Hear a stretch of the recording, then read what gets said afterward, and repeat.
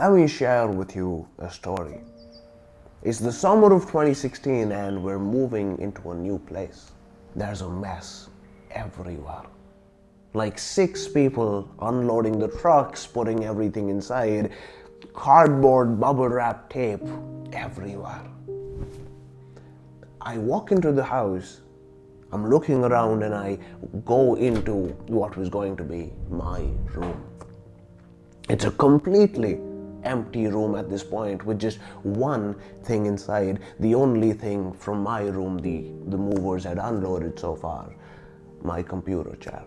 This exact one. And as I walk into the room, I see this chair facing away from me, so I couldn't see the chair itself, just the behind of it.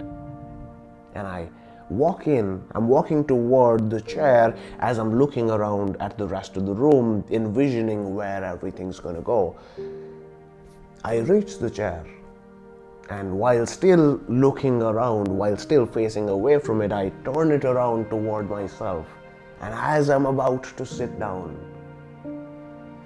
I hear the softest meow. I turn around startled to see the cutest little cat lying there. You looking at me a little scared, a little curious, with his eyes wide open. I pet the cat for a little, and I say to it, "Don't move," as if it would understand me, and I dash to my parents and my brother and I grab them and I bring them back to the room. The cat is still lying there with its head raised now, looking at all of us curiously. We stand around it, we start to pet it, and we start talking about it. Me and my brother, of course, begging, requesting, begging, pleading our parents to let us keep it. That evening, we go back to the hotel room, and I'm scrolling through my phone, and I find myself bombarded with ads for cat food, cat toys, cat everything, you name it. And I couldn't help but imagine Mark Zuckerberg sitting there with his headphones on, listening to me and my brother begging our parents to let us keep the cat. What's going on here? Are our phones really listening to us? Do you need to cover your microphones and your webcams with tapes just to be able to breathe a sigh of relief without anyone hearing it? Well, there's good news and there's bad news. Let's start with the good. No. Okay? Somebody's not actually sitting there listening to and watching everything you're saying and doing. But that still doesn't answer the question, how come 150 million people in the US alone have independently had these experiences where they were thinking about something or talking about it with a friend, and they never so much as Googled the word, but still, the next day, they come across an ad for that very thing. And that brings us to the bad news, which is way scarier, way spookier, way more horrifying than the idea of them spying on you. Let's build up to the answer here. See, there's a digital model of you, of everyone with a smartphone. If you're active on social media, there's a digital model of you. If you watch a lot of YouTube, there's a digital model of you. If you so much as have an email account, there's a digital model of you. And every Google search you do, every second that you stay on a TikTok, every Instagram account you follow, every little thing you do or don't do, every image you don't look at, every reel that you skip past, every little thing is tracked and used to help them build a more and more accurate digital model of you. It starts out really vague and unclear, but every second that you spend online gets it closer and closer to a 4K crystal clear duplicate copy of you. And it's that digital model that they use to decide what to show you. So to answer the question, no, they're not listening to you through your microphones. They're just listening to your digital model. Here's an example to explain all of that simply.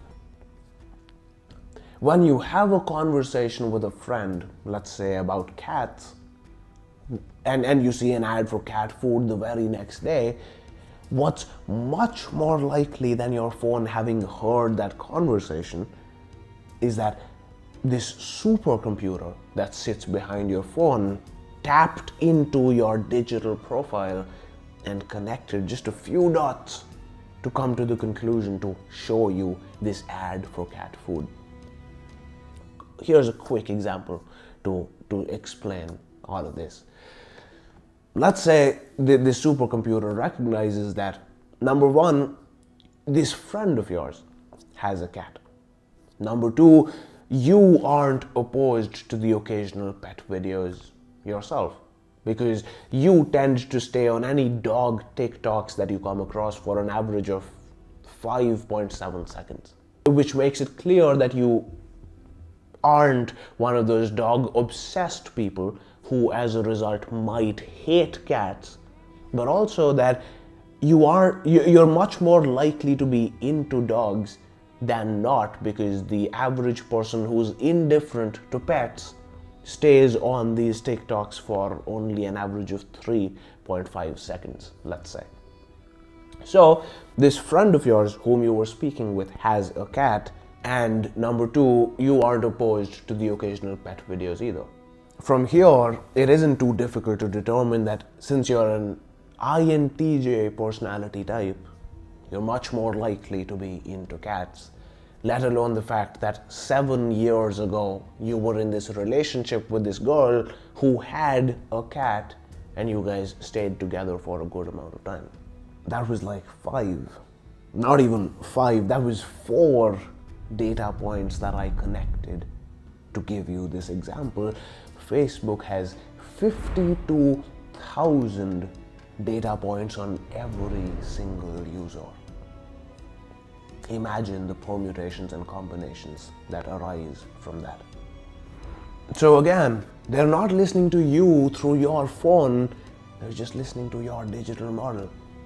And every time that you just had a conversation about something the other day and then you see an ad for that very thing is just testament to the power and to the accuracy of this digital model that they have of you. But wait, it gets worse.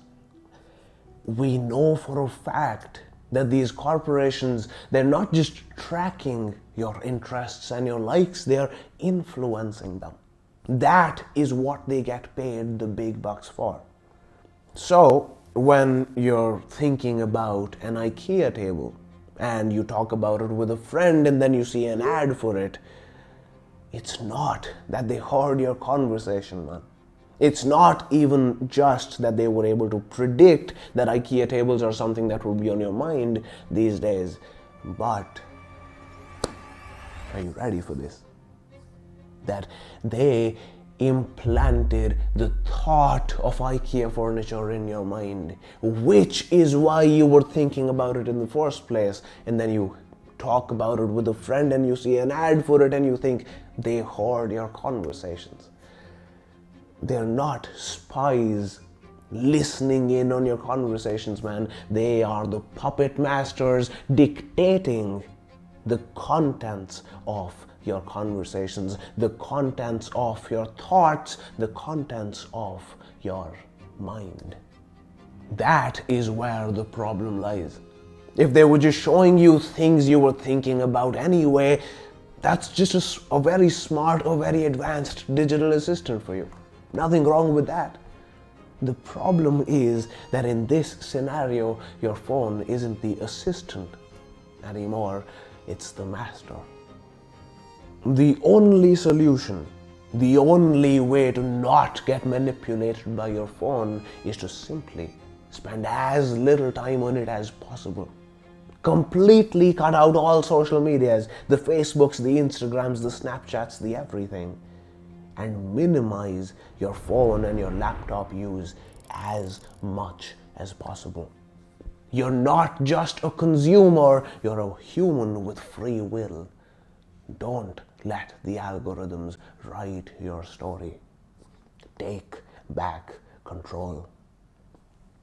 Make your dreams a reality, one day at a time.